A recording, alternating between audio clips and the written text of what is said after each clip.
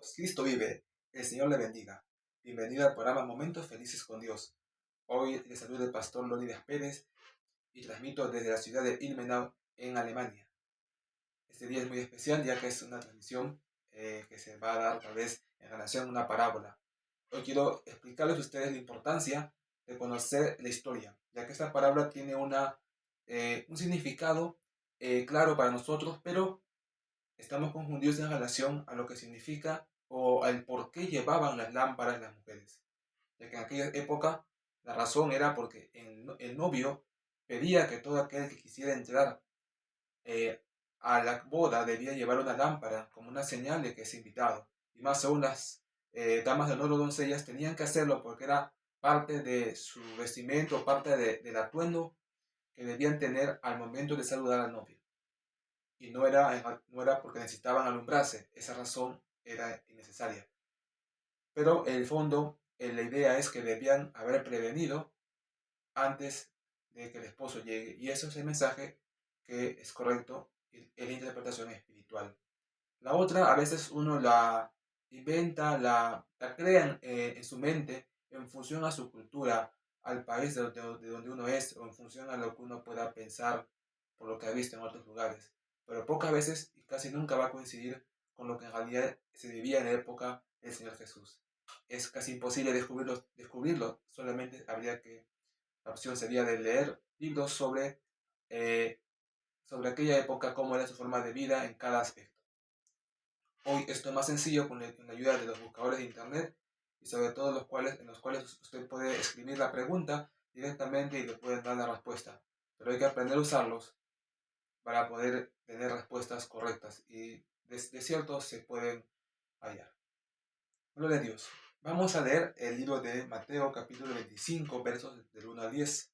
Leemos los primeros versículos para que usted pueda entender y espero que podamos aprender más sobre la parte de la vida cultural de los judíos en relación a esta parábola para entender exactamente cada detalle, por qué el esposo hacía algo, por qué estas mujeres vírgenes hacían lo otro.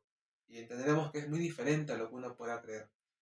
Y también doy inicio con esta forma de análisis a través de una parábola y quiero que usted pueda ver la diferencia de cómo lo voy a explicar. No es común porque lo que he hecho hoy es un análisis tan profundo que puedo explicar a detalle no solamente lo que está en la parábola, sino casos hipotéticos de variantes y por qué en todos esos casos, aún así, lo que se hace en esta parábola es lo más razonable y racional. Porque el Señor Jesús no contaba una historia o algo que él hubiera visto o oído. Él contaba la forma de vida real de los judíos. Una parábola no es una historia, es una comparación entre una situación real de la vida de las personas con una situación que ellos no puedan entender, al fin de que comparando uno con el otro puedan inferir cómo es el reino de Dios. Y en la vida real las personas no hacen las cosas de una manera como un juego, lo hacen probando todas las opciones la mejor. Y esto también debe cumplirse en esta parábola. La reacción de las vírgenes y del esposo siempre deben ser guiados por la mejor de tantas opciones. Uno no podría entender eso si no es analizando el contexto y leyendo decenas de libros. Pero hoy con la tecnología eso es más rápido. Y usted podrá hoy tener, lo que yo podría decir, un estudio muy profundo, pero en lenguaje sencillo, que es la segunda etapa. Después de analizar cientos de libros, ahora hay que volver eso algo simple, de tal manera que se pueda hablar en pocas palabras y se pueda comprender, porque así es como el mensaje puede alcanzar a más personas. Esta es la parábola de las 10 vírgenes. Esté atento porque cada detalle será explicado de una forma que normalmente no es común entenderlo o verlo. Desde el punto de vista histórico, desde el punto de vista de la vida diaria de las personas en el pueblo de Israel. Comenzamos en este devocional familiar. Usted también esté con sus hijos, su familia, y esté atento para que pueda transmitir a sus hijos la verdad de Dios. Transmítalo porque esta forma de estar al tanto de la venida de Cristo es para todos, aún para los niños, para toda la familia. Dice, entonces el reino de los cielos será semejante a 10 vírgenes que tomando sus lámparas, leemos Mateo 25, versos del 1 en adelante al 13. Entonces el reino de los cielos será semejante a 10 vírgenes que tomando sus lámparas salieron a recibir al esposo. En esta primera parte hay algo muy avanzado. El Señor Jesús no puede explicar literalmente lo que va a pasar en el futuro, lo cual se cuenta en detalle en el libro de Juan, en parte en el libro de Daniel y de una manera más difícil de entender en el libro de Malaquías. El Señor Jesús sabe que no van a entender si les comienza a hablar de la segunda venida, si les comienza a hablar de las plagas, si les comienza a hablar de la boda del Cordero en los cielos, porque es algo que ellos mismos no podrían comprender y tampoco lo puede hablar porque Él aún no ha muerto en la cruz. Él estaría hablando de un caso hipotético. Y es justamente por eso que dice, el reino de los cielos será semejante. Está hablando a algo que aún no ha sucedido, que aún no es, se puede decir, aún no está escrito, pero que se hará después. Será semejante. ¿Cómo? ¿A qué será semejante para poder entenderlo?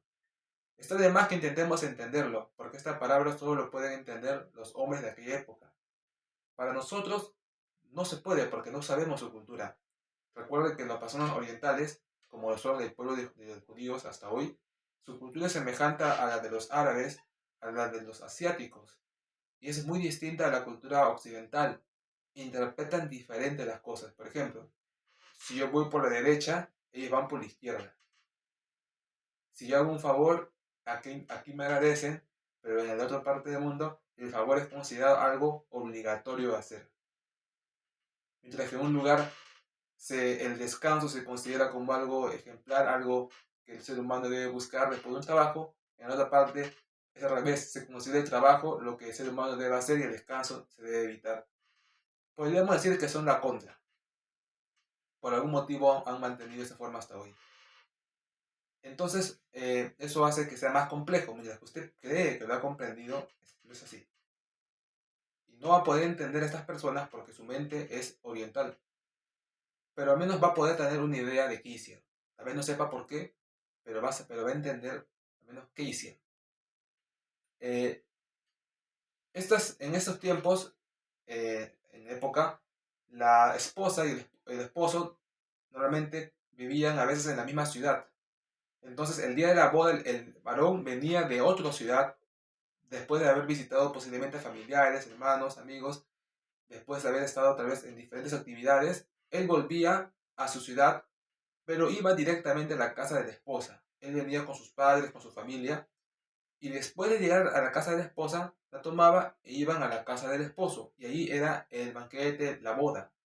En la casa de la esposa estaban con ella doncellas, damas de honor, sus amigas más conocidas. Las 10 en este caso simboliza, más que un símbolo, era la cantidad mínima que debían de haber en una boda, porque si eran menos, era poco. Pero con 10 ya se puede considerar que es suficiente. No solamente eran en el caso de vírgenes, también en el caso de, por ejemplo, los judíos decían que mínimo 10 personas podían integrar una célula familiar. Si había menos de 10 no se podía hacer una célula familiar. Era como una pequeña sinagoga, mínimo de 10 miembros. Es un ejemplo.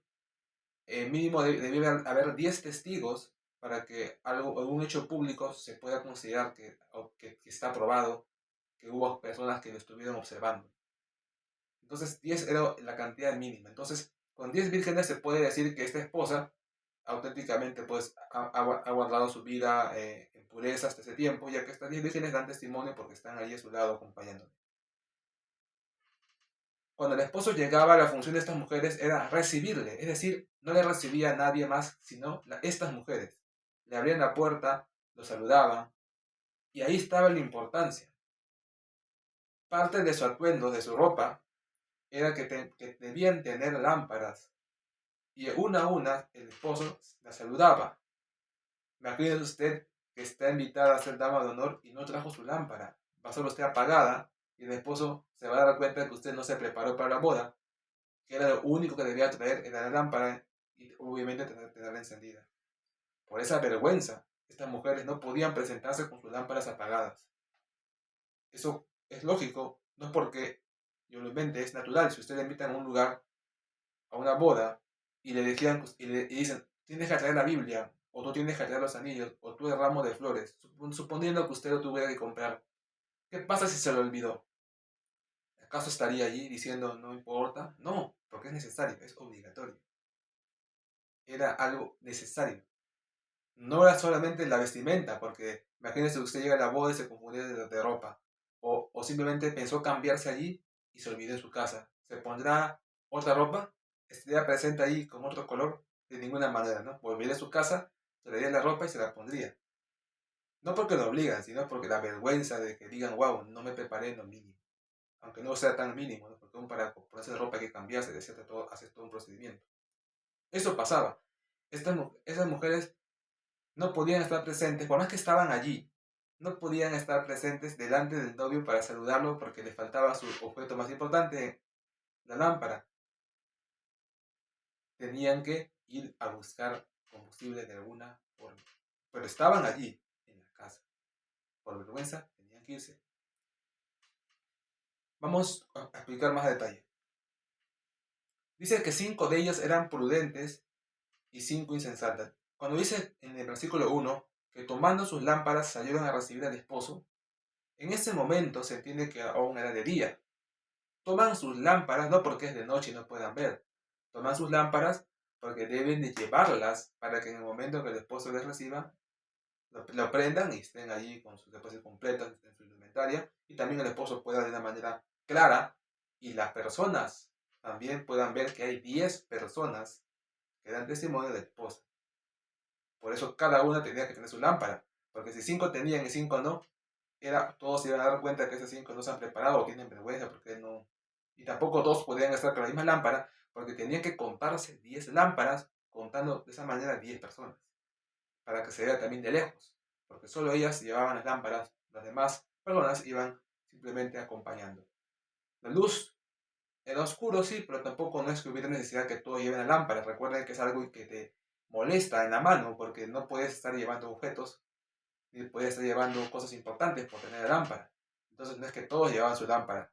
Tal vez solamente una persona cada 20, cada 30, tal vez que estuviera encargada de hacer eso. Pero no era que todos llevaran. Y no va a llevar una lámpara pequeña, llevaría una antorcha grande para alumbrar a las personas.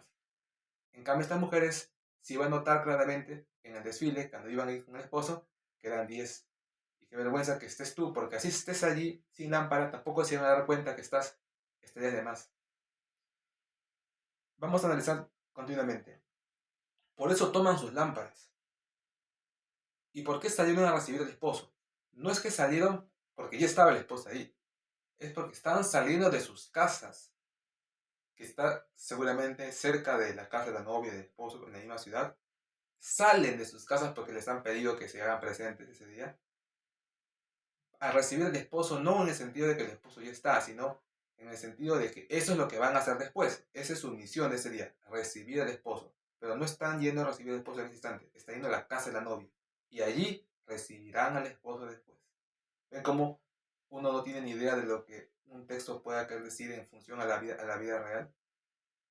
Pero aún así, Dios en su espíritu nos hace entender el mensaje espiritual, que es al final lo que a todos, independientemente de la cultura, nos ayuda y nos sirve. Dice, 5 de ellas eran prudentes y 5 insensatas. Esto es muy fuerte, porque prudente es una persona que previene, insensata es una persona que deja las cosas a la probabilidad al que tal vez lo logra o tal vez no lo logra. Piensa que tal vez no es tan importante prevenir porque podría ser que encuentre otra salida. La lámpara tiene un detalle muy importante, aunque eso es casi imposible saberlo si es que no vivía en la época. Esas lámparas que eran hechas de barro eran bien simples, eran prácticamente una pequeña taza de más o menos 50 mililitros de capacidad de aceite de oliva, 50 mililitros, que tenía que ser llenada antes de salir, obviamente, ¿no? La llenaban y duraba exactamente entre 3 a 5 horas. De 3 a 5 horas, tal vez la mejor calidad 5 horas de aceite, 5 horas, no más de 5 horas. Si planeabas esperar al esposo, asumiendo que salen a las 6 de la tarde porque esa hora ya se oscureció y el esposo nunca viene de día, siempre viene de noche, al menos a las 6 de la tarde estaban esperando ya. Pero ¿hasta qué tanto podría prolongarse? En el peor de los casos, pues sería 5 de la mañana, sería muy abusivo que el esposo llegue a 5 de la mañana porque ya va a amanecer. Puede ser 4 o 3 de la mañana, no tanto. Puede ser lo más probable es que llegue 12, 1, 2 de la mañana, sería lo más largo, porque de ahí ya va a amanecer y la ceremonia va a ser muy corta. Pero esas 7, 8 horas de espera tendrían que estar prevenidas. Una lámpara no va a alcanzar, porque máximo dura ¿cuánto? 6 horas. Por eso estas mujeres prudentes que querían prevenir el peor de los casos, llevaron el famoso pomo de recarga, que también era cultural, siempre tenían uno. Porque con uno y con el otro ya tenían asegurada 12 horas de iluminación, suficiente para durar toda la noche, no importa dónde fuera, toda la noche. Así estuvieran todo el tiempo prendiendo, reposando la lámpara. Ese pomito tenía otros 50 mililitros más para durar otro tiempo más. Las insensatas también se entiende serían eso. Pero ¿por qué no llevan este pomo de reserva? ¿Por qué? ¿Qué pensaban? Porque también son seres racionales. ¿Qué pensaban que iba a pasar si llegaba la hora y se acababa su aceite y tenían que seguir esperando? Lo más lógico que cualquier ser humano haría es que ellas pensaban que lo podían comprar después. O sea, decir, ah, bueno, son 12 de la noche, porque siempre se acababa a esa hora, porque son 6 horas de 6 a 12 de la noche. A las 12 de la noche tendrían que salir a comprar aceite para 6 horas más. Pero ¿cuál es el riesgo que ellas estaban tomando? ¿Qué tal si venía justo esa hora? Mientras iban a comprar aceite en otra parte del pueblo y mientras volvían a la casa, de repente el esposo justo vino esa hora. ¿A dónde? ¿Al pueblo? No, a la casa donde están ellos y ya se metió. Además estuvieron esperando. Y eso fue justo lo que pasó. Era una probabilidad mínima que justo venga a las 12 de la noche, que es la hora donde justo se acaba el aceite y hay que cambiarlo. Ellas pensaban, no, Tito, comprar tal vez en otro lugar, porque no, ¿qué más pensaban? Pensaban el caso de ellas, claro que sabían que eso podía pasar, pero pensaban comprarlo. Decían, no, ¿qué probabilidad hay que el esposo justo venga a las 12 de la noche? No, él puede venir antes de las 12 y después de las 12, a la 1 de la mañana. Lamentablemente, esa hora vino. Eso fue la negligencia de estas mujeres. No fue grande su negligencia, tenían dinero para comprar, sabía que vendían, porque cuando había boda, ese día en las tiendas abrían más tarde, sobre todo el aceite. Sabían eso. Simplemente su negligencia fue decir, ¿qué importa de un descuido de una media hora o de una hora? Ese es el problema de la vida cristiana. Que los creyentes, cuando hacen la obra de Dios, muchas veces son fieles, pero saben que hay una época, a través de problemas, de dificultades, y dicen, ¿qué importa alejarse de Dios un tiempo? ¿Qué importa si igual voy a volver después? Y ellos saben que eso va a pasar, pero no lo previenen, dejan que suceda y se alejan de Dios, pensando, pues voy a volver en un año a Cristo, en 2 años más. ¿Qué sucede? Pues si Cristo vino en ese año que estás apartado, pierdes tu salvación. Al menos pierdes la oportunidad en ese momento de ir a la presencia de Dios. Y no digo la salvación, porque eso de allí aún no está perdido. Y eso lo enseña la Biblia en el libro de Apocalipsis. Y también lo enseña en esta parábola. Pero luego lo vamos a explicar, lo vamos a leer. En este primer caso estamos incluyendo muchas personas, o están incluyendo muchas personas, repito, las prudentes, que todo el tiempo serán fieles a Dios porque no saben exactamente cuándo vendrá, y las imprudentes, que dirán, me puedo alejar de Dios un tiempo, un mes, 2 meses, un año, porque luego voy a volver. Porque saben que van a volver, porque saben que sin Dios no pueden estar. Pero ¿qué tal si en ese tiempo fallecen? Si en ese tiempo le viene un mal, una enfermedad, si en ese tiempo vienen desgracias, ¿cómo podrían orar a Dios y buscar su presencia? Eso es la imprudencia. Es una imprudencia leve, pero aún así, esa pequeña imprudencia, en este caso, no podía permitirse. Entonces no puede permitir eso. Entonces las prudentes hacen lo que toda persona de la época haría, llevar el pomo de repuesto, de recarga. Y las imprudentes, pudiendo hacerlo, simplemente dicen, ya lo compraré a las 12 de la noche cuando se acabe y seguro venden. O ya me invitarán, ya me prestarán, ¿no? Ya por ahí me encontraré. Eso sería imprudente, como si fuera algo de poca importancia.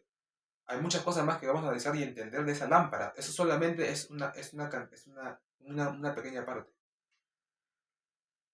5, 5. Ahora, dice que las insensatas, tomando sus lámparas, no tomaron consigo aceite. Mas las prudentes tomaron aceite en sus vasijas juntamente con sus lámparas. Aquí está implícito algo que usted no se da cuenta.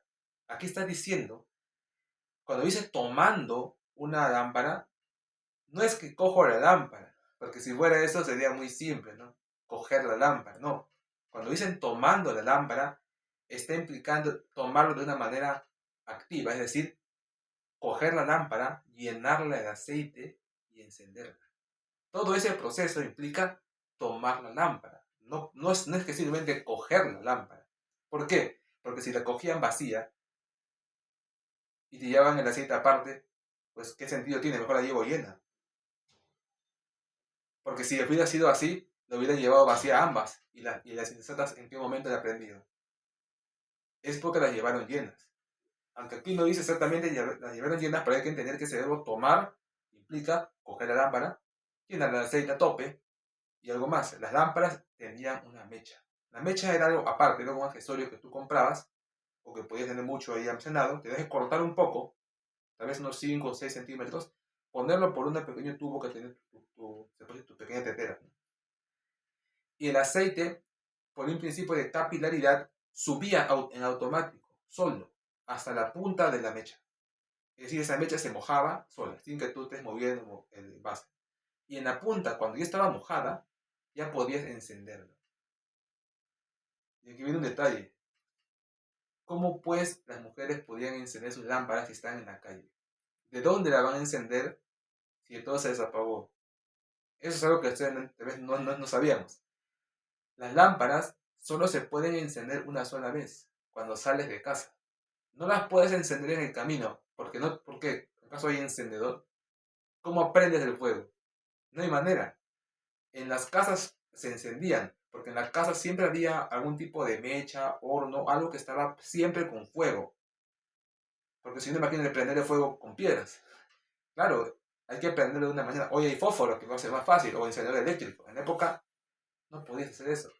Por eso cuando estas mujeres salieron de sus casas, necesariamente tenían que haber salido con sus lámparas prendidas. Y eso uno cómo va a saber. Bueno, es entendido de época. Entonces ellas salieron con sus lámparas encendidas. ¿Qué sucede? En el camino no podían, no es que ellos deciden ya lo voy a apagar un rato y luego lo prendo, porque ¿cómo lo prendes si el fuego está en tu casa? No era simple, no es que en la calle allá tal vez alguien estará con una tela encendida y yo digo, señor, un favor, ayúdame a prender mi lámpara, porque es peligrosa aparte, ¿no? ¿Cómo sabes quién es? No era, esa opción no había. Estas mujeres, cuando dice tomaron sus lámparas, implica prenderlas, encenderlas. Dice aquí, nuevamente leemos, pero mire, las insensatas tomando sus lámparas, o sea, ya con lleno de aceite, no tomaron consigo aceite, que se las llevaron vacías. No, pues es algo ilógico. Tomando sus lámparas, es decir, llenándolas de aceite y prendiéndolas, no tomaron consigo aceite. ¿Qué aceite? El de repuesto. Ese no toma. En la otra mano. Mientras que las otras, más las prudentes, tomaron aceite en sus vasijas juntamente con sus lámparas. Entonces, ellas llevaron unas vasijas con aceite, pero también aceite en sus lámparas. En ambos lados. Está más claro. Eso está más claro. Sigamos leyendo, versículo 5. Dice, y tardándose el esposo, cabecearon todas y se durmieron. Estaban en la casa de la novia, tal vez 20, 30 minutos caminaron. Aún les queda 5 horas y media, o en su defecto, si dura 3 horas, 2 horas y media más de luz. Están en la casa con la novia, previniéndole ya al esposo, porque no se sabe exactamente qué hora viene, porque depende de él, a qué hora quiera venir, si se demora más o menos. Sea 7, 8, 9 de la noche, están con ella, esperando en la casa. Y aquí un detalle, no están esperando como uno a veces piensa, ¿no? En la calle, esperando en la puerta de la ciudad, esperando, no sé, cada una en cualquier esquina, no. Uno, porque es inseguro estar en la calle a esa hora. Dos, porque hace un frío fuerte. Tres, ¿qué hace una mujer con una lámpara en medio de todos? No crea que todo el pueblo va a estar ahí esperando al esposo toda la noche. No imagino, sería algo bien complicado. Estas mujeres pues eran las encargadas únicas de recibirlo. ¿En dónde? Tenían que estar en un cuarto, protegidas, en la casa de la novia. Allí estaban esperando. allí está, no estaban esperando en un patio o en la plaza de la ciudad, nada. Es más, para los hombres hebreos eso era algo mal visto que una mujer estuviera en la calle. No podía estar, no se podía. Si había horarios, tenía que estar en su casa. Entonces, es imposible que estuvieran ahí. Entonces, esperando en la casa de la novia, se durmieron, lógico, pues si ya son 12 de la noche era sueño. Más aún si se han estado todo el día trabajando en sus ropas, ven, están amanecidos, se han levantado, bueno, le da sueño. Pero es normal, ¿no? Que se duerman, total. Siempre hay alguien que avisa que están por llegar. Total, si todos están dormidos y acostar a la novia, pues no se va el novio y sin novia. De todas maneras, alguien va a tener que avisar y se van a despertar. Y eso leemos en el versículo 6. Dice, y en la medianoche se oyó un clamor, aquí viene el esposo, salir a recibirle. El esposo no viene solo, obviamente viene con su padre, con su familia, con un montón de amigos, todos que se han encontrado en el camino, que es parte de la procesión que hacen con él.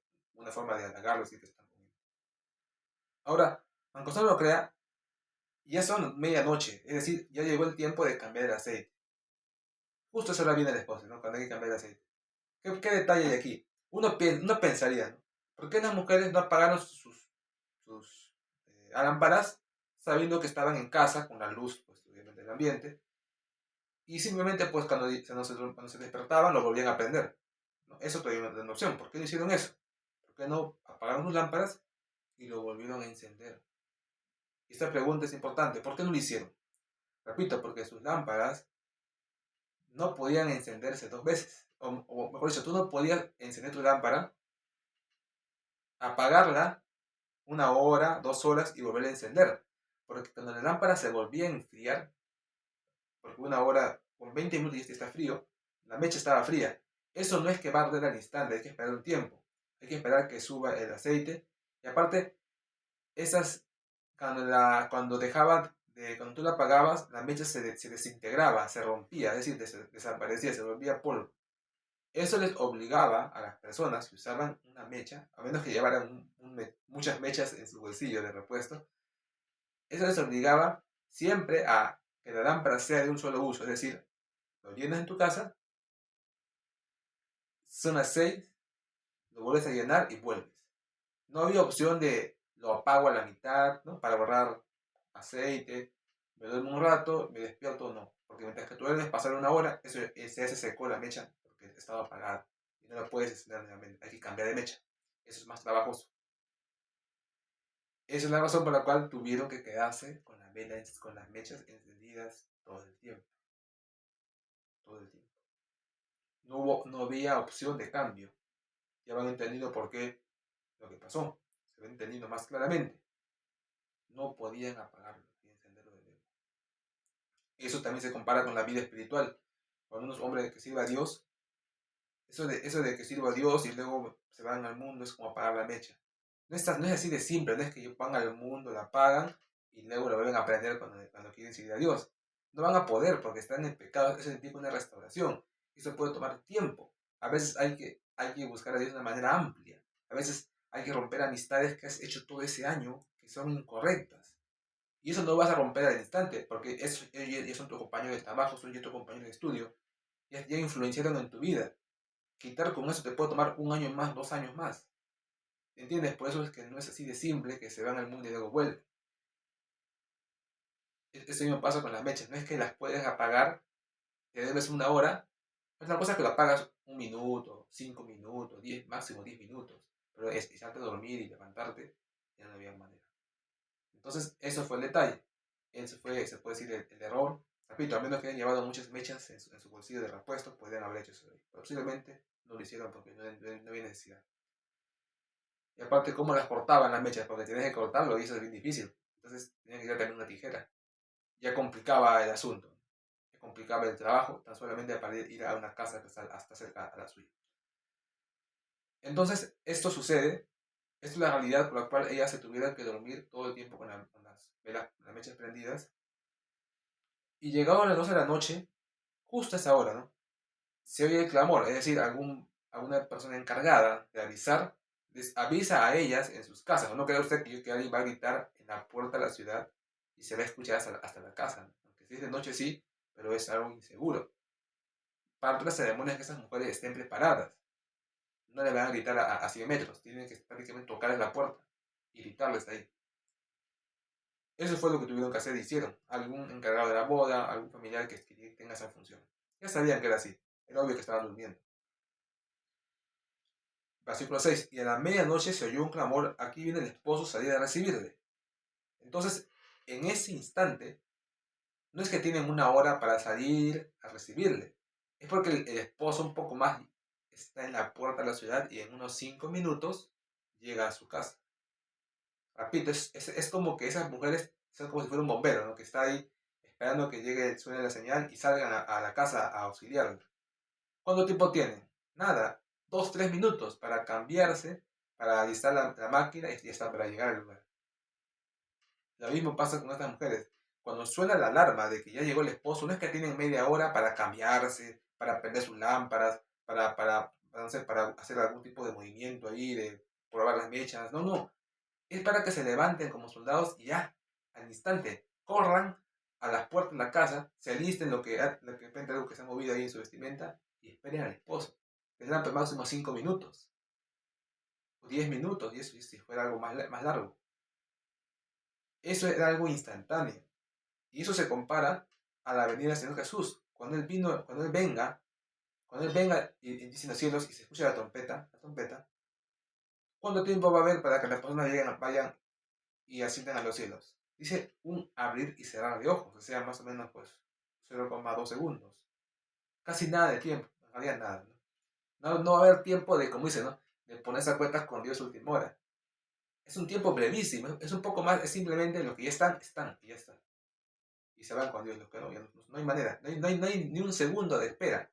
Y eso que ya te diste cuenta. Lo mismo pasa acá. Cuando el esposo dice que ya llegó, o cuando el esposo ya anunciaron que ya llegó el esposo, no tienes media hora, no tienes ni siquiera 10 minutos. En ese instante tienes que pararte como que tú eres un soldado y a la puerta.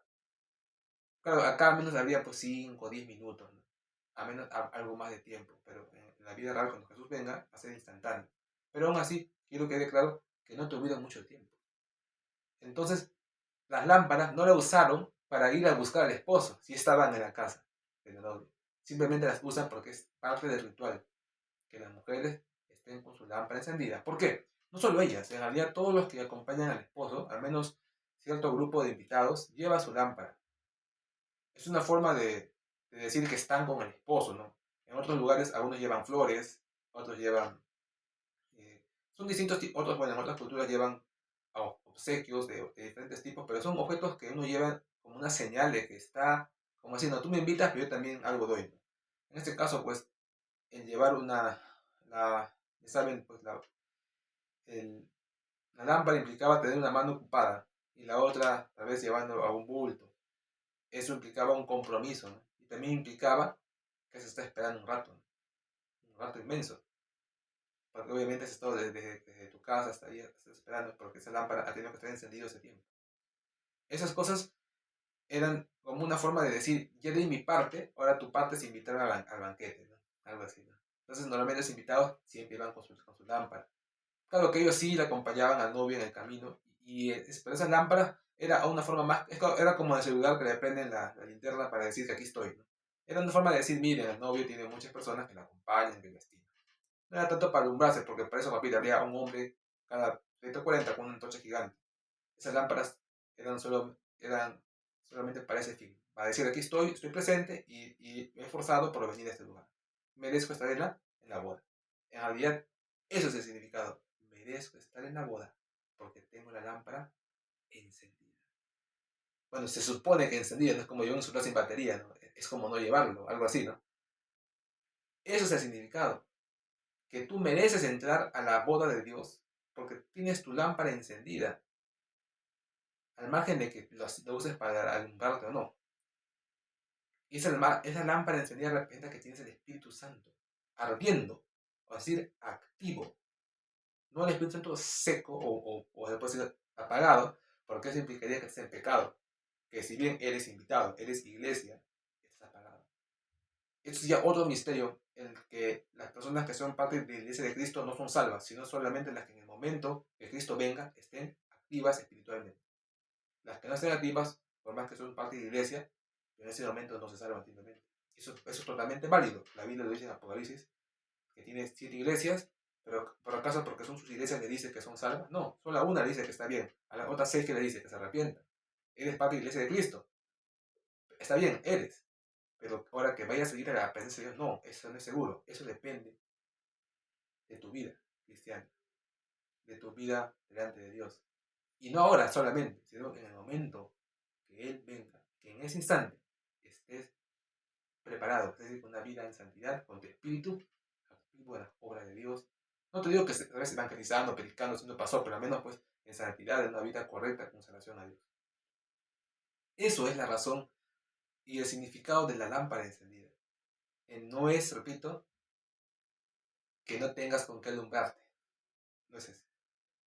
Era que significaba, era un poco más, era como una carta de invitación, que tenía que mostrar todos, como una forma de decir, yo ya di mi parte, ahora tú me tienes que invitar a dejar entrar a la boda. Porque no es que cualquiera va y se encuentre una lámpara y la prende.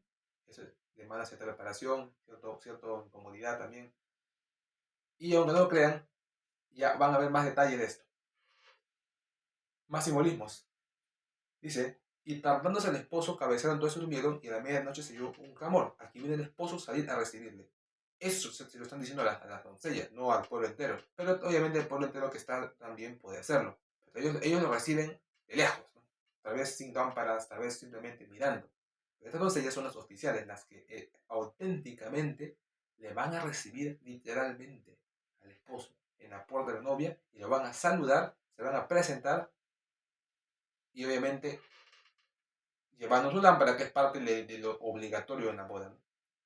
Esto hizo, repito, que estas 5 mujeres que estaban ya en la casa, con el novio a 5 a 10 minutos de la puerta, no supieran qué hacer, porque de vergüenza tenían que irse y no podían salir delante del novio, saludarlo sin su lámpara. Era como decir, no me importó tu boda, no traje lo más importante. Como repito, es como que usted le dicen que tiene que estar con un ramo de flores como dama de honor y se olvidó de ramo de flores o se olvidó su vestido pensando cambiarse en el lugar y se olvidó. Va a ir a su casa a traerlo. No va a buscar ni siquiera el mejor vestido, no. Tiene que ser exactamente el que le dieron. Eso fue lo que pasó. Estas mujeres insensatas tuvieron que ir de una manera a encender sus lámparas. Tuvieron que encenderlas como sea. Era necesario. Lo curioso es que ya estaban ahí. ¿Qué pasó? En ese momento va a haber la comparación muy grande que va a haber con la venida de Cristo. Dice en versículo 7, entonces todas aquellas vírgenes se levantaron y arreglaron sus lámparas, todas. Porque aunque no lo creas ahora, 12 de la noche, las lámparas ya estarían por apagarse, de todas. Como dicen, ¿no? Inclino la vasijita un poco y me dura media hora más. Claro, porque el aceite se va a freír. Sí, pero eso es media hora más. Y aparte estar en esta posición también como que un poquito como que te incomoda, no sabes cómo se te derrama el aceite en qué momento. Estás bien. Y te quedas mal, no vas a estar como novia así, ¿no? Ya. Entonces, ellas dijeron, ¿no? Todas representan a que en realidad cuando el Señor Jesús venga, posiblemente todo el mundo, tal vez por ahí alguna falta tendrán, algún pecado tendrán. Tal vez nadie es perfecto. Pero al menos mientras que suena la trompeta tendrán pues tal vez un segundo para arrepentirse. Dice que estas mujeres todas arreglaron sus lámparas. ¿Qué quiere decir arreglarlo? Bueno, si está para apagar, la abro, la lleno de aceite y ya está. Un poquito lo mueven, se arreglan algo. Posiblemente cuando Jesús venga haya no sé, para un tipo de arreglo que las personas harán. Pero esta venida del esposo, ese llamado, representa cada vez que usted oye una prédica y alguien dice, ya viene Cristo, prepárate. Esa llamada que le hace un predicador es la llamada que aquí hacen. Porque esta llamada que hacen, aún les dan tiempo para alistar su lámpara, tal vez 10 minutos para salir. Esa llamada que Dios te hace a ti cuando oyes un mensaje cristiano y te dice Jesucristo viene pronto, cambia tu vida. Esa es la llamada de anunciamiento del esposo. Pero cuando el Señor Jesucristo ya esté, ahí no va a haber tiempo.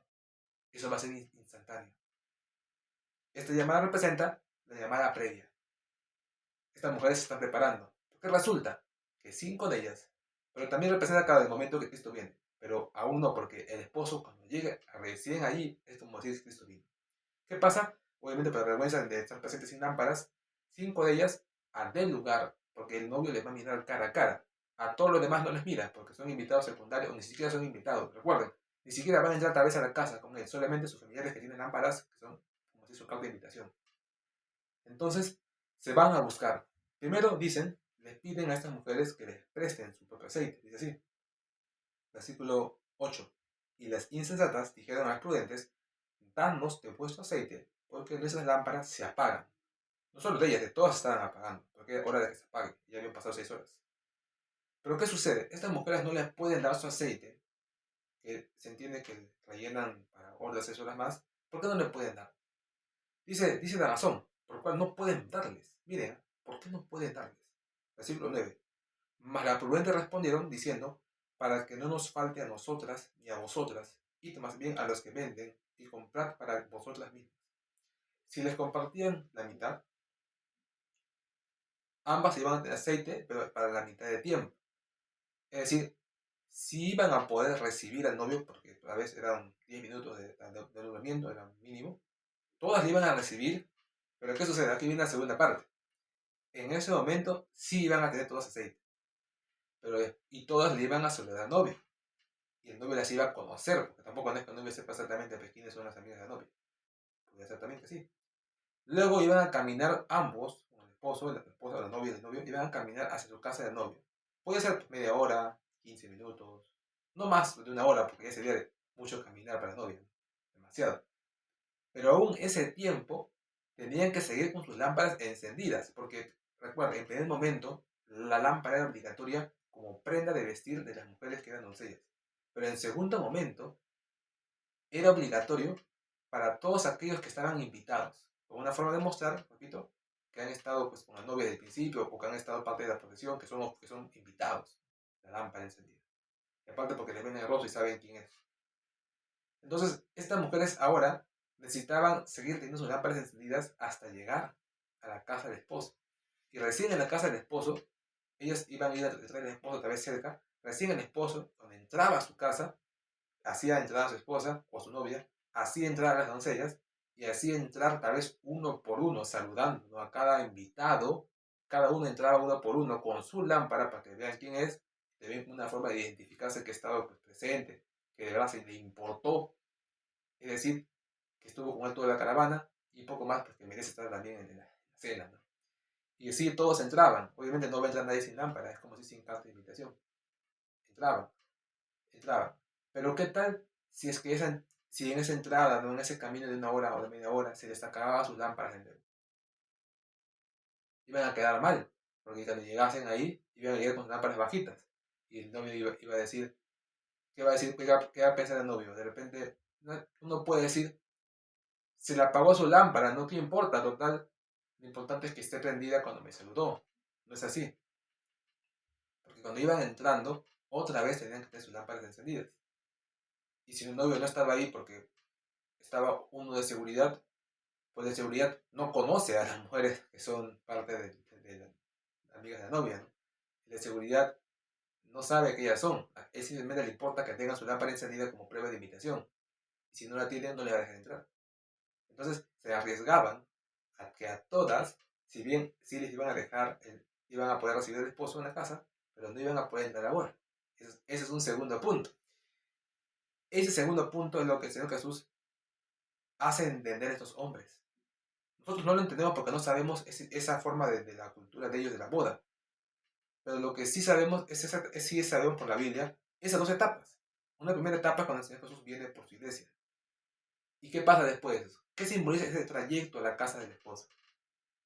Es el periodo en el cual, después de la venida de Cristo, suceden cosas en la tierra hasta antes de las bodas del Cordero. Recuerda que la boda del Cordero es en el capítulo 22 de Apocalipsis 21, al final. Cuando ya pasaron las plagas, las copas, las trompetas, todo el mundo se recicló, pasó el milenio. Pero esa época de sufrimiento, ¿no?, en muchos hombres. Toda esa época es después o intermedio o después del arrebatamiento. Ese tiempo que se demora en ir de la casa de la esposa a la boda simboliza toda esa espera larga. Esa espera muy larga de muchos años más todavía en la tierra. ¿Entiendes? Ahí están las dos etapas. ¿Qué simboliza? Y ahí vamos a ver algo muy importante. 2 hasta 3 o hasta 4 opciones. ¿Qué están pensando las mujeres sensatas en ese momento? están previniendo que el aceite se acabe antes de entrar a la casa del novio y que el guardia o alguien no le deje entrar por tener su lámpara apagada, independientemente si el novio las conoce porque ya los conoció porque le saludaron o independientemente de cualquier motivo. ¿Cómo saben que es verdad que han sido invitadas? Pero ¿qué diferencia había? ¿Qué detalle había ahí? Que al menos el novio las conocía, porque ya le saludaron antes. Entonces simplemente, ¿qué podían decir? Bueno, señor, llama al novio, porque nos conoce. Pero ¿qué problema había? Que el novio no va a salir hasta que se case, hasta que haga la ceremonia. Entonces más o menos podría ser pues una hora, si van a perder la parte más importante de la ceremonia. Y después ya cuando estaban en la parte la parte de la comida, recién ya, ¿no? Llamaban al novio, señora, acá estas mujeres dicen que son las doncellas de su novia. ¿Verdad o no? Ah, sí, les conozco, porque les saludé la vez pasada. ¿Qué pasa? Pero ¿qué pasaba? Se perdían la boda. Eso es lo que querían evitar las mujeres prudentes. Evitar perderse la boda. Repito, ellas ya lo conocían, el novio la conocía, pero no, el novio no iba a estar saliendo pues, de la boda, de costar a su esposa para ver y decir así, las conozco. Ese es el detalle. Eso tiene un simbolismo importante. Eso de ahí, ¿qué significa? Lamentablemente esta parábola, repito, a nosotros como creyentes que no conocemos el contexto, no nos ayuda en todo, ¿no? Porque no entendemos eso de la boda, ¿cómo vamos a compararlo con el reino de los cielos? Pero tampoco lo necesitamos, porque eso todo igual lo leemos en Apocalipsis y ahí lo descubrimos. Pero al menos para ellos, lamentablemente, tal vez ni siquiera ellos pudieron entender eso, porque como dice ahí, ellos oían, pero en realidad ese mensaje no entraba a sus mentes. Dos etapas, dos momentos en los cuales hay que estar preparado, en la venida de Cristo y en las bodas del Cordero, porque ni ahí te pueden dejar entrar si no tienes tu lámpara encendida. Es decir, los hombres que están en los cielos o que parten al cielo aún en el cielo, aún mantienen su comunión con Dios, aún están fieles a Él, porque técnicamente, si bien están en un lugar especial en los cielos, en un lugar especial, y ya obviamente saben que son salvos, aún no ha llegado la boda, es decir, aún no está confirmado el matrimonio. Es como son como novias, pero aún no hay matrimonio. Es decir, aún tienen que mantenerse fieles. Claro que en los cielos es más fácil, porque ahí no hay mucho pecado, no hay pecado. Y aparte, como dice acá, ¿no? Por último, igual el Señor Jesús, así no te dejen, simbólicamente, así no te dejen entrar a la boda del Cordero porque el ángel que está cuidando no te conoce, porque no sé, porque tienes tu ropa manchada por un motivo. Puede decir, pero Jesús sí me conoce, te puede decir, ¿no? Llámalo a Jesús para que me haga pasar, pero tienes que esperar al final. Es una forma de decir más detalle, ¿no? De algo que yo mismo no me atrevería a decir que va a pasar eso, pero por lo que veo en esta boda, me da a entender que es posible que pase en los cielos. Que alguien sea salvo en el arrebatamiento, pero que en los cielos no. Bueno, mejor dicho, que en los cielos no le dejen entrar a la boda del Cordero. Repito, sí es salvo, simplemente no entra a la boda del Cordero porque llegó tarde o porque no le dejan entrar. Pero ya después lo dejan entrar. Ese caso querían evitar las mujeres prudentes. Es decir, lo que les acabo de decir no va a pasar, porque ninguna persona que ya tiene su salvación va a querer que le pase eso. Ahora, ¿cómo es posible que tú puedas entregar, ¿no?, la mitad de tu aceite a otra, para que ambas puedan estar preparadas para la venida de Cristo, pero no importa arriesgándote que no puedas entrar a la boda del Cordero? No se entiende, yo tampoco comprendo cómo es que se puede hacer eso, ¿no? ¿Qué tipo de sacrificio tú puedes hacer por otro? Orar, ayunar, podría ser. Entregar, no sé, pues darle cosas para que se motive, al punto de perjudicarte tú espiritualmente, podría ser. Pero ¿quién haría eso? Dice, es demasiado sacrificio. No sucedió, simplemente no lo hicieron las mujeres prudentes, porque dijeron, tal vez no llegamos ni a la boda si se acaba el aceite. Seguidamente, las mujeres le dicen, vayan a comprar.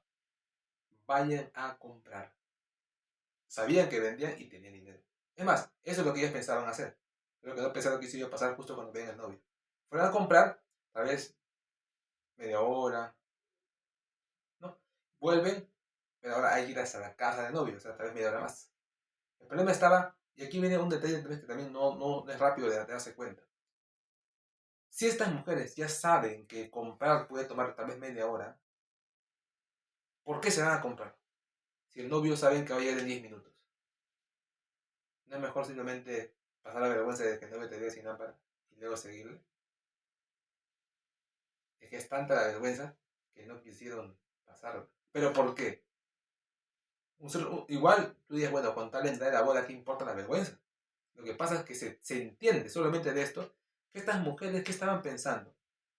Estaban pensando, y es lógico, que ellas iban a retornar sin ya no importa en media hora, pero que se iban a meter con toda esa multitud y que igual iban a entrar a la boda. Eso estaban pensando. Repito, que no iban a saludar al novio, porque el novio iba a encontrar solamente a 5, porque estaba ya por llegar en 5 o 10 minutos. Mientras que ellas iban a buscar a comprar el aceite y volver, era obvio que el novio ya iba a haber entrado a la casa, saludar a la novia y llevársela. Lo que ellos estaban pensando es volver, pero ¿para qué? Para añadirse a la caravana de personas. Para añadirse, ya no importa, como un invitado más. Ya no como damas de honor, pero sí como unas invitadas más, porque al menos no querían pasar la noche en la calle, o simplemente no querían perderse en la boda. Esto es el detalle. Estas mujeres cuando reciben la noticia de que deben ir a comprar aceite, lo que le están diciendo es que ya perdieron la oportunidad de saludar al esposo. Que a lo más busquen una segunda opción, ingresando ya con todos los invitados cuando ya estén por ahí llegando a la casa, ¿no? Que corran y se pongan entre ellos. Eso es lo que pasa exactamente en la venida de Cristo. No hay segunda oportunidad. Cuando el Señor Jesús viene, se lleva a las personas.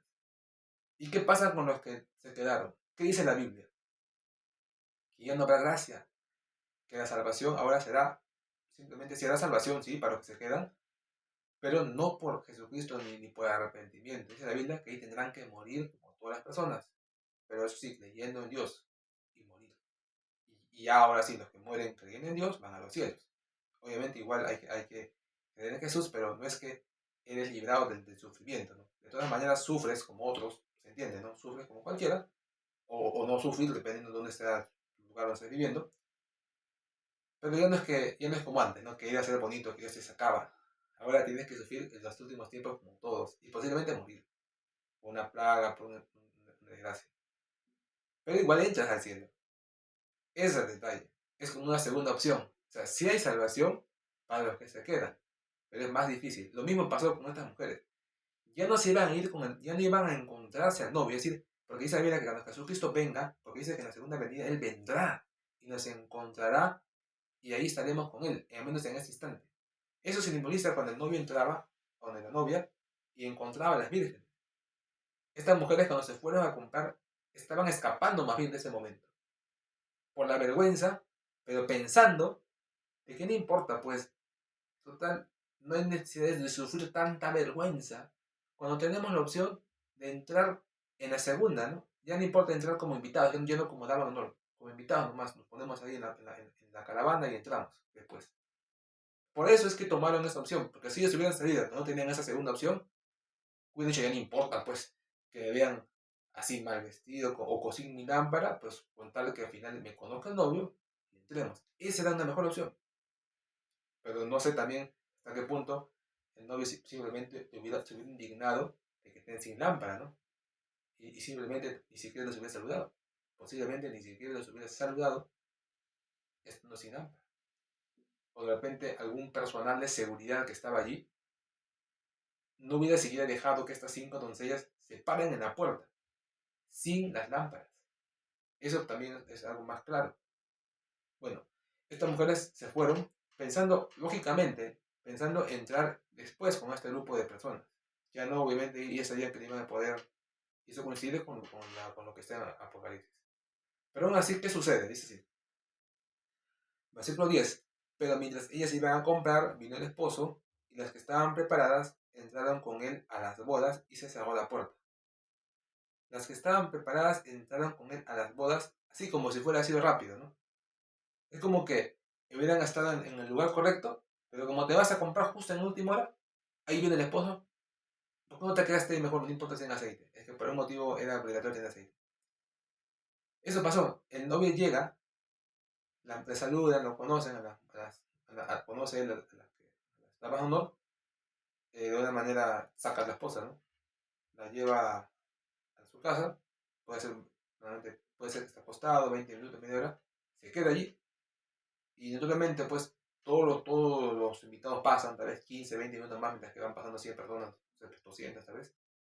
Y últimamente pues cierran la puerta a las 10 porque por seguridad, para que no entren alones, pero también para una forma de decir que nadie más entre, ¿no? Y ya se cerró y que abrir es peligroso porque está siempre gente de mal vivir en el momento que hable.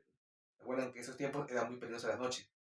No puedes abrir la puerta aunque toque a nadie porque tú no sabías quién era ni cuántos eran. Y así sean 10 y es peligroso hasta que amanezca. Hasta que amanezca. Entraron, cerraron la puerta y comenzó la boda. Y es allí donde estas mujeres vinieron. ¿Cómo sabían dónde estaba la casa? Bueno, porque obviamente ya sabían dónde estaba la casa. Vinieron con sus lámparas, no porque necesitaban iluminarse, simplemente porque era necesario al menos para entrar mostrar que tenían su lámpara prendida. Después dice el versículo 11, después vinieron también las otras vírgenes diciendo, Señor, Señor, ábrenos. Aquí está un poco que estas mujeres de frente, ¿no? Se van al grano. Ellas no dicen vigilante, ábrenos, de frente le piden al esposo. Es obvio que se entiende que ya saben que la boda ya acabó. Entonces, ¿cómo vas a llamar al esposo si está el esposo de la novia aún en la ceremonia? Es obvio que ellas saben que ya acabó la boda. Ya saben que se han demorado más de una hora y media. Ya saben que lo único que les queda es entrar, no importa pues a la comida, ¿no? Ya saben. Pero al menos con sus lámparas ya tienen la invitación, se puede decir. Y obviamente, ¿por qué no llaman a vigilante? ¿Por qué de frente se mandan a mandar a la novia? Porque el vigilante va a decir, eh, ¿cómo sé que son invitadas? Si han venido después, ¿dónde estaban? ¿Qué hacían? No se merecen entrar y además, ¿cómo sé que son invitadas? ¿No? O sea, el hombre de seguridad no conoce a la gente. Él dejó entrar a todos porque venían juntos. Pero esta mujer, él mismo no la puede dejar entrar. Tiene que llamar al esposo. Y el esposo recién va a decir, así los conozco, ¿qué pasa? Eso fue lo que pasó. Pero estas mujeres ya se adelantan y de frente le piden al esposo que les abra. Pero qué detalle hay. ¿Qué pasó? Que estas mujeres, como se fueron justo en el momento que tenían que dar la bienvenida al esposo, el esposo ya no les pudo saludar y obviamente tampoco les pudo conocer, porque ese era justo el momento en que las iba a conocer. Estas 10 vírgenes. Entonces el novio no las conocía literalmente, no las conocía.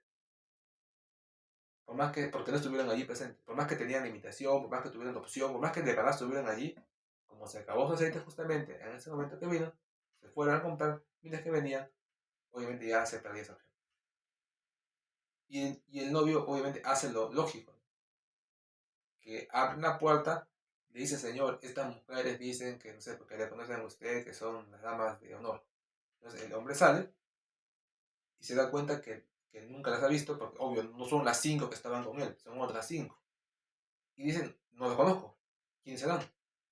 Realmente hasta puede pensar mal, no pueden pensar mal de esas mujeres que están entrando ahí. Porque digo, voy a decir, y aparte también tengan en cuenta esto, estas mujeres estaban solas, eso no es normal. En las bodas entraban familias, entraba un papá, una mamá, un hijo. No podían entrar simplemente las mujeres vírgenes a la boda. Eso es incorrecto. Eso lo hacía sospechoso. Era obvio que estas mujeres no podían ser cualquier mujer, algo tenían que hacer. Y obviamente eran las damas del novio. Es decir, tenían que confesar que eran las damas de honor de la novia. Y qué vergüenza confesar que son eso y no haber estado pues antes. O sea, no tienen lógica. Es como decir, es una locura, ¿qué ha pasado con ustedes? ¿Por qué no estuvieron antes? No pueden decir simplemente que son invitadas X, porque son primas, porque van así, porque solo son mujeres. ¿Cómo están solas? En la época era más riguroso, ¿no? Mujeres solas no podían entrar, eran siempre con familia, con alguien, con un tipo de... o casadas, ¿no? Tenían que confesar que eran ellas las que fueron las novias, las damas que no estuvieron. Era algo ilógico porque decir, han fallado su compromiso. O sea, toda una vergüenza. Y por último, igual tenía que el novio salir a reconocerlas. Y cuando las conoció, porque no las pudo saludar, tuvo que decirle lo mismo, ¿no? No las conozco. O va a llamar a la esposa a decirle, ¿las conoces? Sería vergonzoso, ¿no? Porque cuando él estuvo presente tenía que haber 10 lámparas con 10 mujeres y solo habían 5. Él obviamente sí supo que habían 5 faltantes, pero no sabía quiénes eran. No podía simplemente suponer que esas 5 eran. Apenas se empezaron a las 5 y eran otras 5. Tampoco quiso preguntarle a su esposa, posiblemente porque, por evitar problemas, tal vez no quería pelear con ella pues, después de casarse, porque sí, no, era algo tal vez muy complicado, tal vez, o tampoco tal vez podía ir hasta el fondo a llamar a la esposa y volver a traer, tal vez quedaba mal. Lamentablemente, simplemente le dijo, no les conozco, que es lo normal, y se cerró la puerta y se quedaron afuera. Dice la Biblia, mas él respondiendo dijo, de cierto digo que no os conozco. Velad pues, porque no sabéis el día ni la hora en que el Hijo del Hombre ha de venir. Velad. ¿Qué hubiera cambiado que estas mujeres estén velando? ¿Eso hubiera hecho que sus lámparas duren más? No cambiaba que dure más. Igual si va a apagar su lámpara, igual tienen que cambiarlo. ¿Por qué dice velad? Como si eso fuera la solución. No sabéis el día ni la hora en que Jesús, el Hijo del Hombre, vendrá. El problema no estaba ahí, el problema estaba que tenías que tener prevención, tenías que estar preparado. Puedes algún momento caer en una falta, pero tienes que estar aún pues avivado, o sea, algo que puedas rápidamente dejar. No caer en el pecado como el chancho, que cae y se revuelca. Eso te permite estar activo, cada vez que te avisas rápidamente reaccionar. En ese sentido, estás velando. En el sentido profundo es imposible, pues ¿quién no va a dormir? Obviamente todo el mundo va a tener que dormir. Lo que el Señor Jesús te pide es que estés velando. Posiblemente cuando Jesús venga, todos sus hijos, decirlo, se despierten por algún motivo X 10 minutos antes, sin entender por qué se han despertado y lloren, sin saber por qué, y luego sean raptados. Es un decir. Velad, pues no sabemos la hora. Estas mujeres se durmieron por humano lógico. Si hubieran estado despiertas, no hubiera cambiado nada, igual tenían que estar a cuentas con Dios. Igual tenían que renovar sus lámparas. Es decir, no es que tú seas cristiano solamente, tienes que estar activamente con Dios, con el Espíritu de Dios en santidad, orando, viviendo la voluntad del Señor. Tampoco no es que no te fuiste al mundo, pero pues eras cristiano está bien, pero no estabas alejado de Dios prácticamente en tu vida, porque no ibas a la iglesia, no hacías cosas, tampoco estabas tibio, como dicen. Esta es la enseñanza profunda que el Señor Jesús quiso transmitir al pueblo a través de la parábola. Para ellos, porque ellos entendían el contexto de la boda y podían comprender este mensaje. Bueno, podían comprender en un sentido ideal, pero al menos podía ser que lo hubieran comprendido. En nuestro caso no podemos haberlo comprendido porque no entendemos esa forma, ese trasfondo, ¿no?, en el cual se da esta historia. Es decir, no sabemos la historia real que el Señor Jesús está queriendo tomar para compararla con la parte bíblica futura. Para nosotros, lamentablemente, esa palabra puede ser de más porque nosotros no entendemos el contexto de aquella época. Pero nos hacemos la idea, nos imaginamos, creamos lazos que tal vez no son los correctos para armar la historia. Pero lo importante está que a pesar de lo que se arme, independientemente de lo que uno otro haya pensado, es que al final sí podemos entender la parte espiritual, que es el mensaje de que debemos estar alertas. Y lo demás son ideas mentales que uno se hace para asociar conceptos, ¿no?, como el que normalmente la mayoría tiene, que es asumir que las lámparas eran para alumbrarse, para llegar a la casa de la novia, del novio, y que como se apagó, no tenían cómo ir. No es así. Entonces, ¿cómo fueron a comprar aceite si no tenían luz? Ir a comprar igual necesitas luz. Ahí estaba el problema. Eh, Detalles, ¿no?, interesantes. ¿Por qué no dice no les conozco? O sea, sí les conoce. Es un ejemplo, ¿no? Es lo que hubiera pasado, pero no es así. Varias cosas que uno ya va comprendiendo y entendiendo en el mensaje de esta historia. Esa es solo una parábola de las 10 vírgenes. Yo sé que si uno conociera el contexto de las demás historias o realidades que había en la época de Jesús, podría entender en realidad el fondo de lo que el Señor Jesús quería transmitir. Aunque él supiese que en la práctica, aunque esas personas sí entendieran la historia bien, porque lo vivían en esa época, igual no iban a poder asociarlo con el reino de los cielos. Pero nosotros sí, porque tenemos ese trasfondo del reino de los cielos por el Nuevo Testamento que hemos leído. Pero ¿qué nos falta? El contexto que sí tenían esa época la gente. Es decir, estamos al revés. En la época de Jesús, las personas que oían las parábolas sí entendían la historia verídica, la realidad, porque ellos lo vivían, pero no podían transmitir eso al reino de los cielos para entender cómo sería el reino de los cielos. Y nosotros, al revés, por el Nuevo Testamento, para el Apocalipsis, sí sabemos lo que pasará en los últimos tiempos, pero como no conocemos la parábola, porque en el sentido de lo que pasaba en la vida de Israel en aquella época, no podemos comprender en realidad lo que el Señor Jesús quiso decir. Pero igual lo sabemos. Son dos formas, pero qué interesante sería tener ambos, lo cual yo en ese momento he transmitido ambas ideas. Y con ambos puedes corroborar lo que entendías del Apocalipsis con esta parábola. Porque esta parábola tiene que guardar relación.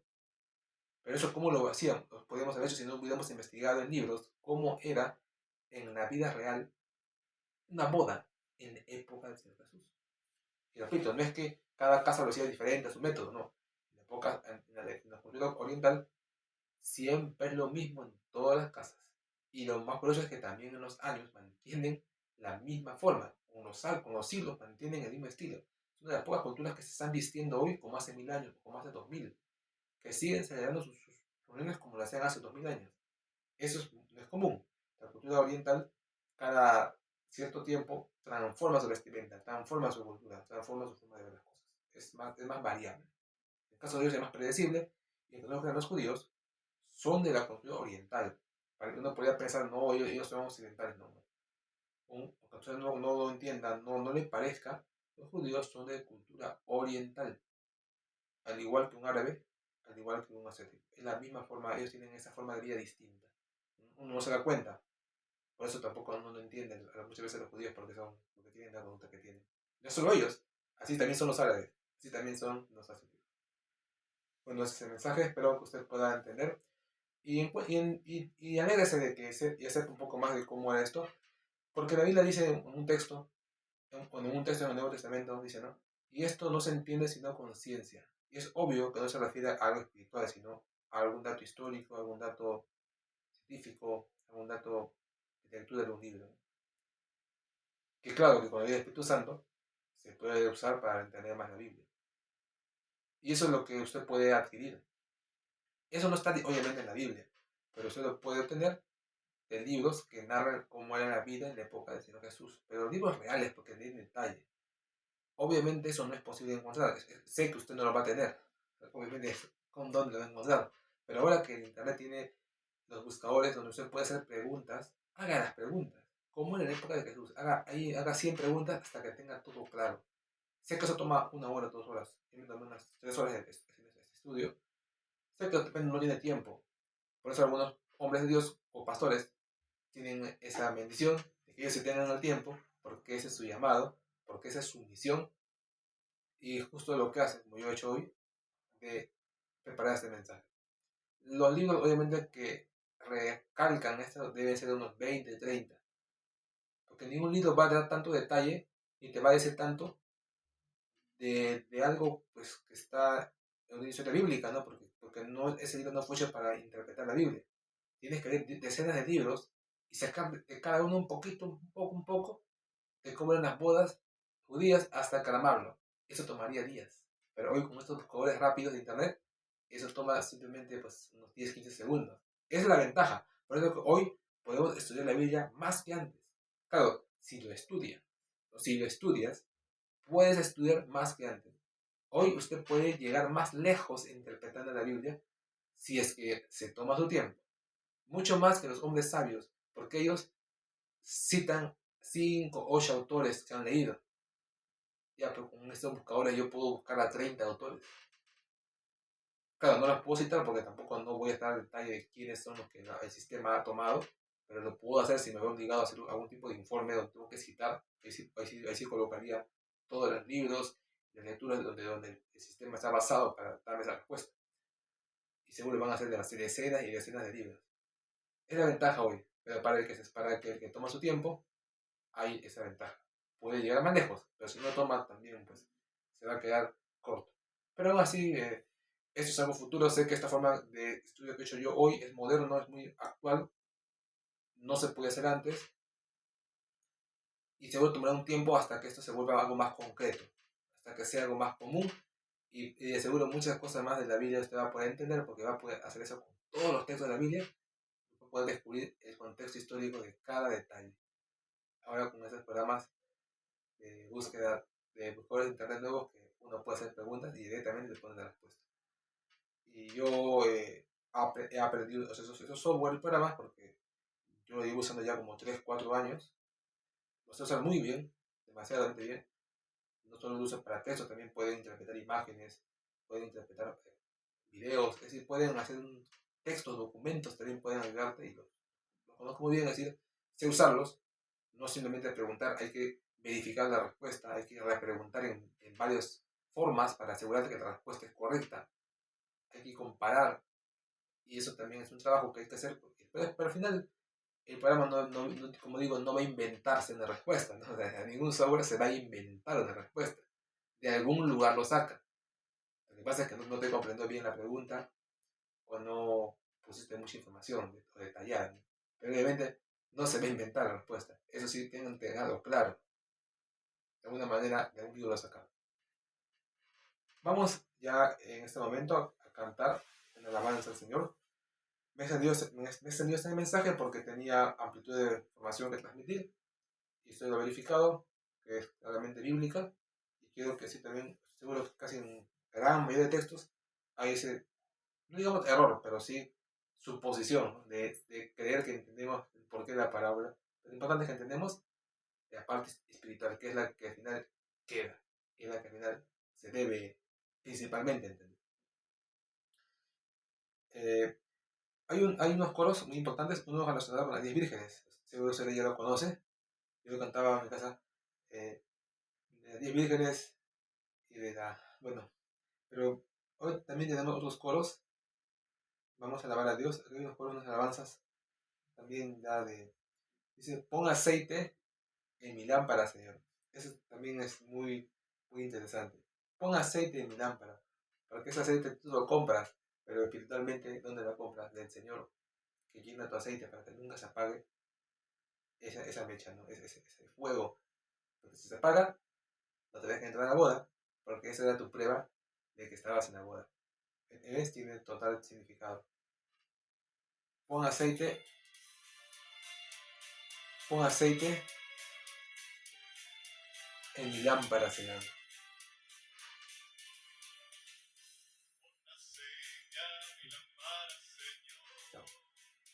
Pon aceite a mi lámpara, Señor, que yo quiero servirte con amor. Pon aceite a mi lámpara, Señor. Señor Jesús, tú eres mi vida. Señor Jesús, tú eres mi amor. Salvaste mi alma perdida, por eso te alabo con el corazón. Salvaste mi alma perdida, por eso te alabo con el corazón, con el corazón, con el corazón.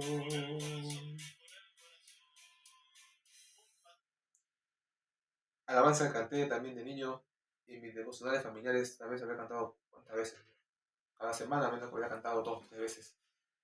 Y queda claro, en medianoche vino el esposo y las que estaban preparadas fueron con él. Ese también va a ser preparado. En la devocional familiar también agradecemos a Dios por lo que ha hecho esta semana. Yo le digo al Señor porque me ha ayudado en estudiar, trabajar esta semana. La tesis lo he estado acelerando más y he podido leer libros muy avanzados de ciencias en Alemania, libros de óptica, libros de mecanismos muy, muy nuevos, eh, libros también de física, principios físicos principalmente de la parte de la luz, como también la parte eléctrica. He profundizado demasiado y eso me ha permitido aumentar mis conocimientos. Ya con este nivel ya podría acercarme ya a desarrollar equipos que no existen, es decir, ya equipos totalmente, como decir, de estado del arte en tecnología. Pero eso ya se tiene que hacer ya, Dios mediante, un doctorado. Porque la maestría es más que todo llegar a ese nivel y mostrar que has alcanzado un nivel competente con el mercado. Y en el doctorado se tiene que hacer una máquina que sea haya algo que no existe, ¿no? Algo que tú estás añadiendo, como dicen, ¿no? Añadiendo más ciencia, añadiendo más información a lo que ya se tiene. Y ese es el objetivo justamente. Y Dios mediante lo he podido obtener en Alemania, o sea, porque si lo hubiera obtenido en Perú, para Perú tal vez sería una tecnología, pero para otros países no. Lo que tengo hoy es un conocimiento 2 3 niveles más avanzado Obviamente que en Perú ya sería ya algo que no existe, pero cuando uno lo hace en Alemania, eso ya te da un salto para hacer algo totalmente innovador. Obviamente espero hacer algo también en un área semejante y en un país también donde la tecnología pues esté a un nivel tan igual que Alemania o mayor, de la manera que uno puede utilizar. Y estoy enfocado en el láser y en la óptica, que justamente es la ciencia que en Alemania más está desarrollada en el mundo, de lejos, de lejos. ¿Cómo está desarrollada en este país que es la ciencia donde ellos tienen más libros y más máquinas óptica? Usted también entiende la óptica, cómo la óptica uno pensaría que en Perú ni siquiera se toca. Es un tema muy, muy secundario, no se inventan máquinas en el Perú ópticas, ni se hacen, pero en Alemania sí, cantidad de máquinas ópticas, tomógrafos, satélites, máquinas para hacer operaciones en el cuerpo donde tú tienes que ver con una cámara, todo eso es óptica. También, obviamente, máquinas de telecomunicaciones, también hay óptica. Eh, en las máquinas de video antiguas había óptica, en las fotocopiadoras es óptica. En una impresora con sus escáner, ahí hay óptica.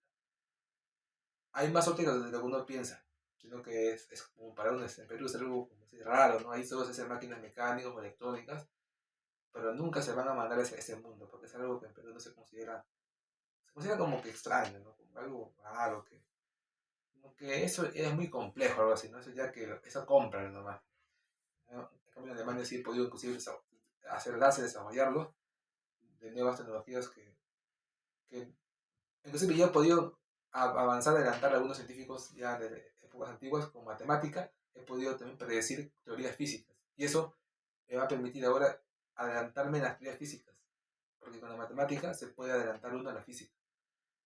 Y eso seguramente yo después lo tendré que usar para hacer ciencia más avanzada de la que existe. Y eso gracias a Dios, por eso le agradezco esta semana. Y también agradezco al Señor por ha provisto, me ha guardado. Porque uno sigue siendo fiel a Dios donde se encuentra, orando, leyendo la Biblia, predicando, eh, en lo que uno tenga que hacer. Y entiendo que este debe ser uno de los últimos videos que grabo desde este lugar, no de Alemania, puedo decir, desde exactamente este lugar, este estudio. Y doy gracias a Dios por eso, porque me ha ayudado a transmitir, tal vez, no sé, si habrán sido 5 o 6 de estos programas en este formato. Sé que he hecho más en el formato general, menos a veces elaborado, pero está allí. Y acá tengo unas Biblias que he usado este tiempo, que está en Alemania 1 año y medio más o menos. Tengo una en inglés, en alemán, tengo una en español y mi Biblia en chino. Esta china la importé de China ya en Perú y la traje en Alemania. Y he aprendido más la gramática, solo que aquí, bueno, la lectura es más con símbolos. Prácticamente hay que saber de memoria cada símbolo su sonido. Pero ya Dios mediante lo podemos leer también, ya que hay otros chinos donde está con palabras y ya no con símbolos. Eso es más simple de leer. Esto ya es algo más tradicional, los símbolos. Vamos ya a despedirnos. Si usted también desea, pues continúe, puede ver todos los programas Momentos Felices con Dios, que seguro se podrán hacer más. Ahí tengo unos cuadros que he pintado aquí en Alemania. Unos cuadros, ese representa la multiplicación de los peces y los panes, solo que acá hay uno y uno. Y es un pequeño cuadro donde he combinado unas 9 técnicas, 10 técnicas de dibujo. Cada una de esas imágenes está pintado de una técnica distinta. Y lo presento, bueno, porque acá en Alemania el arte es algo normal, en el colegio se hace arte, todo el mundo pinta. Es común tener su colección de arte porque las pinturas van sobrando de las generaciones, van quedando y te las van regalando, te las van donando. Yo también he comprado varias pinturas aquí de varias personas, hasta hermanas también que tienen sus pinturas. Tengo varias, unas 10. Y así uno va acumulando sus pinturas, sus tesoros de pinturas. En Alemania puedes acumular muchas cosas si es que tienes dónde hacerlo. Y eso tiene un costo de almacenamiento, pero si lo puedes pagar, pues ahí tienes tus cosas. El Señor nos ayude. Y bueno, eh, un tiempo varias veces he estado en Francia, he estado en París unas 3 veces, 2 veces. Ya lo conozco como Lima, he caminado por sus calles. Y una de esas pues pude comprar un recuerdo, ¿no? Que tengo aquí en la mesa. Y esas luces que se prenden me recuerdan mucho a esta torre, porque a partir de las 8 o 9 de la noche, cada hora se prende. Cada hora, no cada momento, cada hora. Y más más o menos puede durar unos 3 minutos prendido. Y luego se apaga de nuevo. Y yo recuerdo haberlo visto justo cuando estuve ahí, porque no es que solo eso, tienes que estar mirando. Entonces, de toda la ciudad no se puede ver a Torre Eiffel, hay que estar en ciertas zonas. Y yo lo miré uno desde el tren y otro así ya me fui ahí mismo a mirarlo. Y bueno, se ve, el espectáculo es interesante, ¿no? Ver las luces sobre esa torre, porque esa torre simboliza para ellos, como dicen, ¿no? Que son la luz, que son la ciudad luz. Pero la luz en realidad sabemos que viene de Cristo. Y uno para hacer luz tiene que alumbrar y tener la verdad de Dios. Eso es lo importante. Esa lámpara genera una luz. Esa luz es una consecuencia de la comunión con Dios. Usted mantenga su comunión con Dios. Venza la tentación, venza el pecado. Sea fiel a Dios hasta el día que Él venga. Y espérele, porque Él puede venir hoy mismo y aún ahora. Aunque ciertamente también puede venir mucho después. Pero igual usted esté preparado siempre. Dios bendiga, amados hermanos. Gracias a Dios por esas transmisiones que se hicieron de este estudio. Y sé que es mediante el otro estudio lo continuaré haciendo. Y así siempre, porque el servicio a Dios siempre será. Voy a despedirme leyendo, bueno, hemos ya orado, alabado al Señor. En el devocional familiar hay que orar también por las peticiones de la familia y los hermanos, el papá, mamá e hijos. Yo voy a orar después de terminar esta grabación. Y vamos a leer pues, el libro de San Juan 3:16, el cual nos he leído ya en Alemania unas 10.000, unas cuantas, 5.000 veces la habré leído ya en un año y medio, 5.000 veces, no lo crean. San Juan 3:16, lo leo al día como 40 veces. San Juan 3:16. Y lo sé de memoria, aún lo puedo leer, y sé con comas, lo puedo escribir con comas y tildes exactamente el texto. Igual lo leo, porque leerlo. San Juan 3:16. Porque de tal manera amó Dios al mundo que ha dado su Hijo unigénito, para que todo aquel que en él cree no se pierda, mas tenga vida eterna. El mensaje es que el Señor Jesús, que Dios envió a su Hijo al mundo, para que a través de él podamos alcanzar la salvación. Y eso es para que lo sepamos, pero también para que lo anunciemos. Por eso en Mateo capítulo 28, verso 19 a 20 dice también: por tanto, id y haced discípulos a todas las naciones, bautizándolos en el nombre del Padre, del Hijo y del Espíritu Santo, e enseñándoles que guarden todas las cosas que os he mandado. Y aquí yo estoy con vosotros todos los días hasta el fin del mundo. Amén. El Señor nos mandó o nos manda a predicar el Evangelio a todas las personas del mundo. Y si no puede ir, use la tecnología, que también es válido, y predique por internet para que también así el mundo le oiga.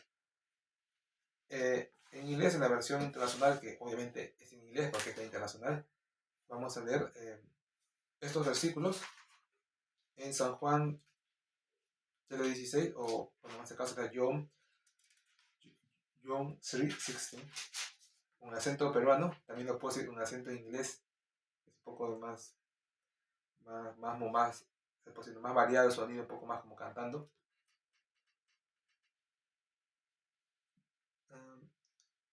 The Bible says in John 3:16,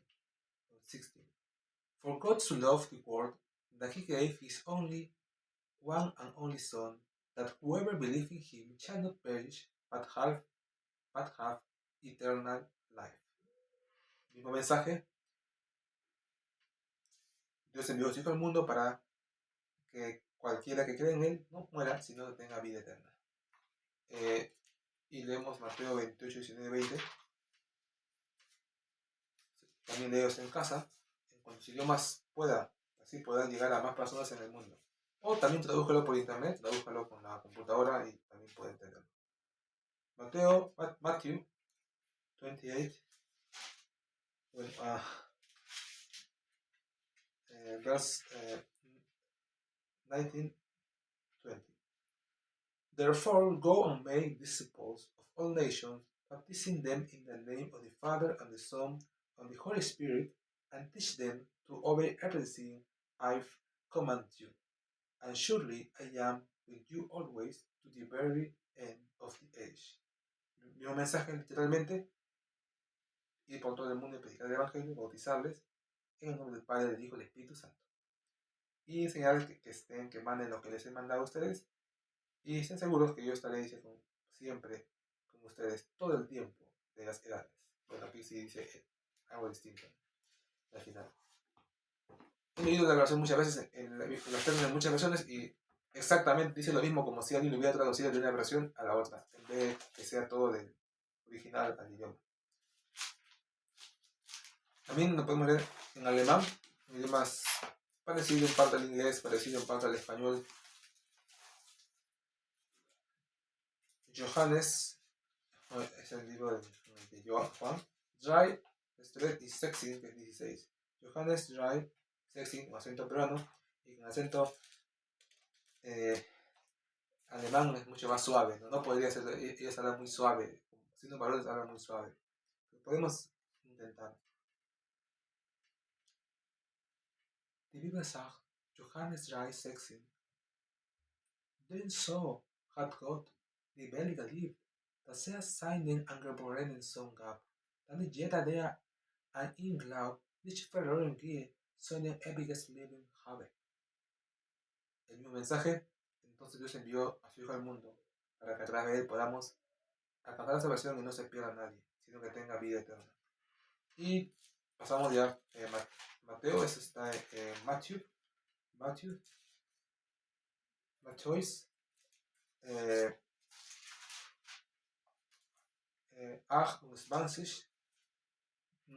19, 20.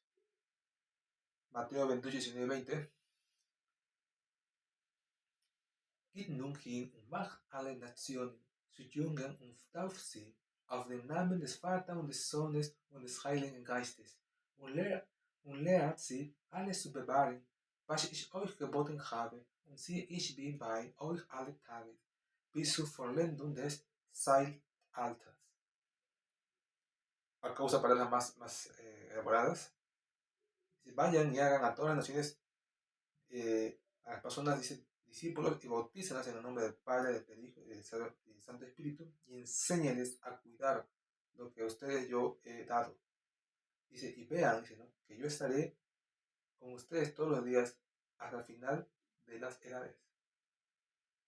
Un poco más culto el lenguaje en este video en alemán. El en alemán tiene un lenguaje muy culto comparado con las lecturas que uno puede tener aún en libros avanzados. O sea, prácticamente aquí uno encuentra palabras que solo están en la Biblia del alemán. Y eso que esta versión aún está disminuida de las más antiguas, que tenían palabras mucho más ricas en el contexto. Habría que leer un libro científico avanzado para encontrar palabras nuevas en alemán. Pero en la Biblia, en cambio, lo encuentras prácticamente en todos los versículos algo nuevo. Bueno, en chino no me alcanza a leer ya porque acá solo son símbolos. Habría que saber literalmente el significado de cada símbolo, su sonido, pero hay una versión transliterada donde ya está en palabras que uno pueda entender y pueda transmitirlo de una manera simple. Ya tener otro video mediante leyendo un texto con 10, 12 idiomas, 20 idiomas. Hay récord visto ahí de 24 idiomas, pero hablarlos así al mismo momento, unos 12, 15. Porque al final también ellos se olvidan, pero igual lo toman como que un día lo supieron. Obviamente hay tecnología para traducir, no necesita tampoco de aprender tanto, pero aún así al menos para que te oigan de te la boca, al menos hay que aprender a leerlo, y eso lo pueden oír al menos, ¿no? Y ya bueno, lo demás es tecnología para traducirte o traducir lo demás. Dios les bendiga, amados hermanos. Me despido de esta última grabación. Señor les ayude, les guarde, les ponga ese sentir de predicar desde la obra de Dios. Yo, bueno, el pastor Israel Pérez, ya estaré nuevamente continuando en un tiempo estos videos evangelísticos. Recuerde usted que Dios le está llamando y le busca para servirle, y hágalo. Y como estas lámparas, nunca deje que se apague el espíritu en usted. Dios le bendiga. Cristo vive. Gloria al Señor.